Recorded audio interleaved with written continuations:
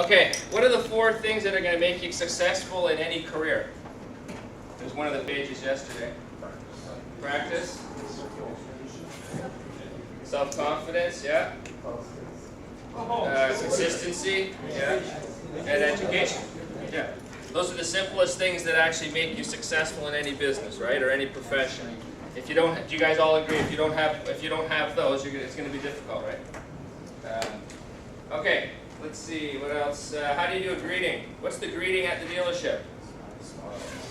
Okay, smile, of course. Yeah, you don't want to go up all grumpy. Welcome. Mention the company name. Mention the company name. So welcome to, in this case, right now, for everybody here. Again, unless you don't work at Auto Park Superstore, you end up working at some other dealership. But it would be welcome to Auto Park Superstore. My name is, and your name is. Okay. Why do you do that greeting? Okay, good. Sandy hit it on the head there. It doesn't give the customer a chance to be negative or to say anything negative. Okay. If you go up to someone and say, "Hi, how are you? Can I help you today?" What's the possible response? Yeah, that will set you up for a negative response. So in any retail business, for example, a shoe store or a clothing store, what's the first thing that those salespeople say to you? Well, they say hi, right? They say, "Hi, how are you? Can I help you?" And what do most of you in this room say? Just looking. Am I right? Like 90% of the time. Some of you in the room might be saying, "Oh, no, I get them to help me do everything." Okay. Well, that's fine. That's perfect. But there's always the exceptions to the rule, right? I mean, I've walked into places before and someone would say, "Hi, how are you? Can I help you?" And I'll say immediately, "Yeah, I'm in a hurry. I need this." So it works sometimes, doesn't it? But you want to know what? The other 90% of the time I'll walk into a shoe store or a clothing store or the Future Shop or some furniture store, and the first thing they say is, "Hi, how are you? Can I help you?" And immediately I say, "No, that's okay. I'm just looking around. I'm just going to walk around a bit." Okay? And then it's very difficult for them at that point to respond, isn't it?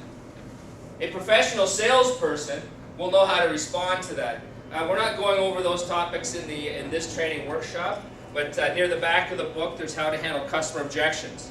So the objections of "Hi, how are you?" or "I'm just looking, I'm just shopping," how to answer and respond to those are in the back of the book. So if you want to, you can read through that and do that later, okay? All right, so proper greeting, Megan, is, what do you say at the Auto Park Superstore? Welcome to the Auto Park Superstore. Yeah. My name is Megan Patrick. Oh, and your name is? Yeah, and your name is, okay. Oh, see, you almost slipped right there too, didn't you? Yeah, and then right into "How may I help you?" Okay.